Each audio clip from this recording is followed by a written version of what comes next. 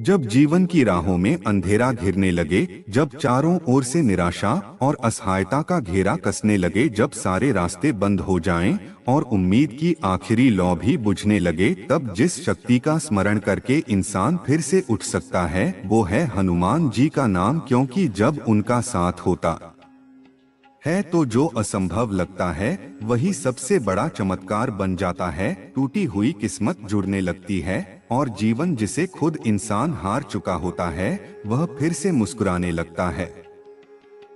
राघव शर्मा की कहानी भी कुछ ऐसी ही है। पुणे का रहने वाला यह युवक कभी एक आदर्श जीवन का उदाहरण माना जाता था। आईटी सेक्टर की प्रतिष्ठित नौकरी में था, माता पिता का आशीर्वाद था, सुंदर पत्नी और एक प्यारा बेटा था। एक ऐसा जीवन जहां हर दिन सफलता की नई सीढ़ियां चढ़ी जाती थीं, लेकिन नीति कब किसका रुख बदल दे कोई नहीं जानता। 2020 में जब लॉकडाउन लगा तो सबसे पहला झटका राघव की नौकरी पर पड़ा। 8 वर्षों की निष्ठा और मेहनत को एक ईमेल में समाप्त कर दिया गया। उन्होंने सोचा कुछ समय में नई नौकरी मिल जाएगी, लेकिन समय जैसे बीतता गया उम्मीदें क्षीण होती गईं। इंटरव्यू पर इंटरव्यू दिए गए, लेकिन हर बार अस्वीकार कर दिया गया। बचत खत्म होने लगी, रोजमर्रा की जरूरतें भी बोझ बनने लगीं और तभी जीवन ने एक और प्रहार किया। उनकी मां को अचानक थकावट और उल्टियों की शिकायत हुई। जब अस्पताल ले जाया गया तो पता चला कि वह कैंसर की दूसरी अवस्था में हैं। यह सुनते ही जैसे राघव की पूरी दुनिया बिखर गई और जिस पत्नी ने जीवन के हर सुख में साथ दिया था वही अब ताने देने लगी। उसने कहा, तुमसे न नौकरी संभली न घर, अब माँ भी बीमार हैं। यहाँ तक कि एक रात उसने यह तक कह दिया कि वह आत्महत्या कर लेगी अगर ऐसा ही चलता रहा। राघव के सिर पर बैंक का कर्ज भी था जो अब बकाया हो चुका था। हर तरफ से जैसे जीवन ने हार मान ली थी।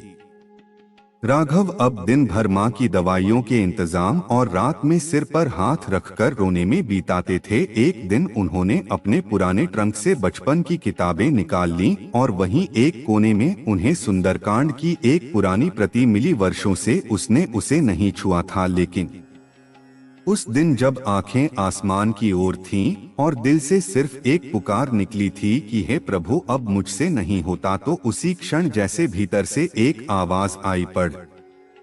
राघव ने सुंदरकांड खोल लिया और वह पढ़ते गए। घंटों बैठकर उन्होंने पूरी पाठ समाप्त की और फिर रात को हनुमान चालीसा का जाप किया। कोई आशा नहीं थी, कोई योजना नहीं थी, सिर्फ विश्वास था और आंसुओं के साथ बहती श्रद्धा।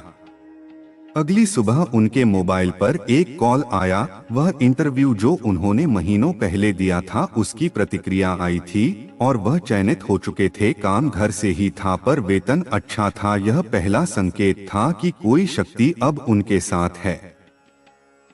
राघव ने रोज हनुमान चालीसा पढ़ना शुरू कर दिया। अपने माँ के पास बैठकर रामायण की चौपाइयों का पाठ करने लगे और फिर माँ की दवाइयों के साथ साथ हर शुक्रवार को हनुमान जी को सिंदूर चढ़ाते, जल चढ़ाते और न जाने कैसी करुणा बरसी कि डॉक्टर ने 2 महीने बाद कहा कि ट्रीटमेंट को आश्चर्यजनक रूप से लाभ हुआ है।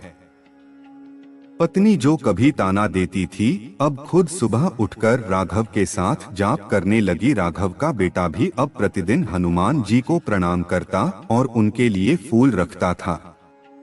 कुछ ही महीनों में राघव का जीवन बदल गया, वेतन बढ़ा, कर्ज उतर गया और सबसे बड़ी बात उनके घर में अब शांति और श्रद्धा की हवा बहने लगी। राघव अक्सर कहते हैं कि जब उन्होंने सब कुछ छोड़ दिया था तब हनुमान जी ने उन्हें थामा था। जब कोई साथ नहीं था तब वह शक्ति उनके सबसे निकट थी। उन्होंने न तो चमत्कार मांगा न वरदान, सिर्फ विश्वास किया और हनुमान जी ने उन्हें वह दिया जो उन्होंने कभी सोचा भी नहीं था। यह कहानी केवल राघव की नहीं है, यह हर उस व्यक्ति की हो सकती है जो आज किसी अंधे मोड़ पर खड़ा है जहां से आगे कुछ भी स्पष्ट नहीं दिखता। अगर तुम भी उस मोड़ पर हो जहां जीवन रुक गया है, जहां रिश्ते टूटने लगे हैं और जहां हर दिशा में अंधेरा है, तो एक बार हनुमान जी को पुकार कर देखो, हो सकता है तुम अभी टूट चुके हो, तुम्हारी हिम्मत जवाब दे चुकी हो और तुम्हारा दिल यह मान चुका हो कि अब कुछ नहीं बदलेगा। लेकिन जिस दिन तुमने पूरे समर्पण से हनुमान जी का नाम लिया, उस दिन से बदलाव शुरू हो जाएगा। क्योंकि जब हनुमान जी साथ होते हैं तो रास्ते खुद ब खुद बनते हैं। जो गिरा होता है उसे कोई उठा लेता है और जो बिखरा होता है उसे कोई सहेज लेता है। उस शक्ति का नाम है श्री हनुमान जी। वह शक्ति तुम्हारे आंसुओं को अपनी शक्ति में बदल देती है।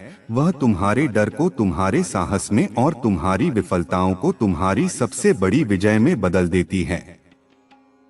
तो अगर आज तुम भी कहीं गिरे हुए हो, टूटे हुए हो, डरे हुए हो, तो बस इतना कर लो कि आंखें बंद करके कह दो, हे पवन पुत्र हनुमान, मैं हार गया। अब तुम ही थाम लो बस यह एक पुकार और फिर देखो वह कैसे तुम्हारी टूटी नाव को भी किनारे तक ले जाएंगे।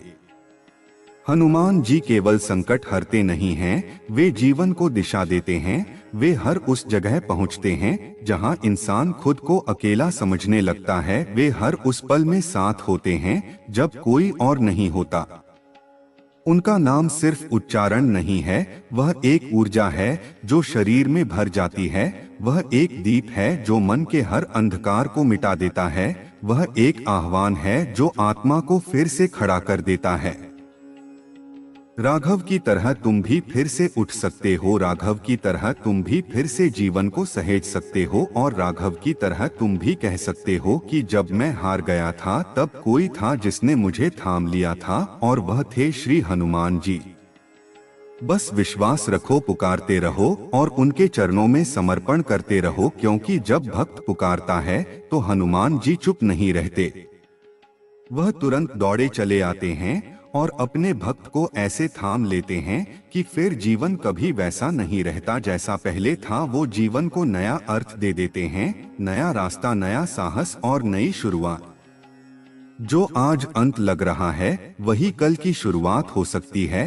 अगर तुम सिर्फ एक बार उन्हें पुकार लो, बस एक बार दिल से कह दो जय श्री राम, और फिर देखो हनुमान जी कैसे अपने कंधों पर बिठाकर तुम्हें जीवन की सबसे ऊंची चोटी तक पहुंचा देते हैं।